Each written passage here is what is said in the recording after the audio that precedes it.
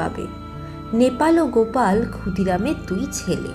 নেপালের বয়স বছর 12, গোপালের 10। কদিন থেকে পেট ভরে না খেতে পেয়ে ওরা দুই ভাইয়ে সংসারের ওপর বিরক্ত হয়ে উঠেছে।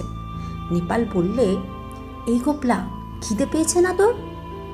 গোপাল ছিপ ছাঁচতে ছাঁচতে বলল, দাদা।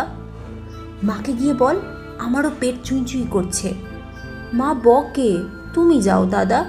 বকুকে, আমার নাম করে মাকে বলতে পারবি না? এমন সময় পাড়ার শিবু বাড়ির যে ছেলে চুনিকে আসতে দেখে নেপাল ডাকলে, ও চুনি, শুনে যা। চুনি বয়সে নেপালের চেয়ে বড়, অবস্থাপন্ন গৃহস্থের ছেলে, বেশ চেহারা।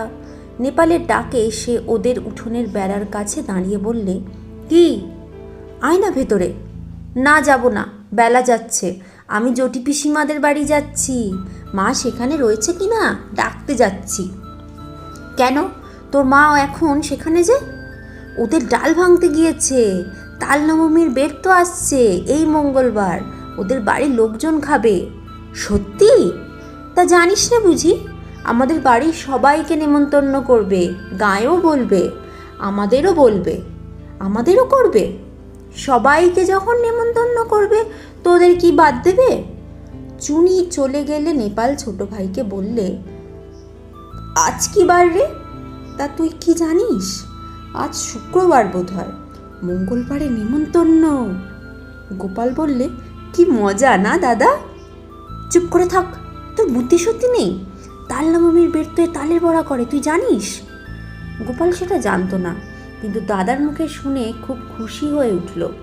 সত্যি তা যদি হয়, তবে সে সুস্বাদু খাবার সম্ভাবনা বহু দূরবর্তী নয়, ঘনিয়ে এসেছে কাছে। আজ কি বার সে জানে না, সামনের মঙ্গলবারে নিশ্চয়ই তার আর বেশি দেরি নেই। দাদার সঙ্গে বাড়ি যাবার পথে পরে জটি পিসিমার বাড়ি। নেপাল বললে, তুই দাঁড়া, ওদের বাড়ি ঢুকে দেখে আসি। ওদের বাড়ি তালের দরকার হবে, যদি তাল কেনে। এ গ্রামের মধ্যে তালের গাছ নেই, মাঠে প্রকাণ্ড তাল দিঘি। নেপাল সেখান থেকে তাল কুড়িয়ে এনে গায়ে বিক্রি করে। জটি পিসিমা সামনেই দাঁড়িয়ে। তিনি গ্রামের নটবর মুখুজ্জের স্ত্রী, ভালো নাম হরিমতি। গ্রাম শুদ্ধ ছেলে মেয়ে তাকে ডাকে জটি পিসিমা। পিসিমা বললেন, কিরে, তাল নেবে পিসিমা? হ্যাঁ হ্যাঁ, নেব বই কি, আমাদের তো দরকার হবে মঙ্গলবার। ঠিক এই সময় দাদার পিছু পিছু গোপালও এসে দাঁড়িয়েছে। জটি পিসিমা বললেন, পেছনে কে রে? গোপাল?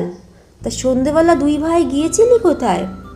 নেপাল সলজ্জ মুখে বললে, মাছ ধরতে।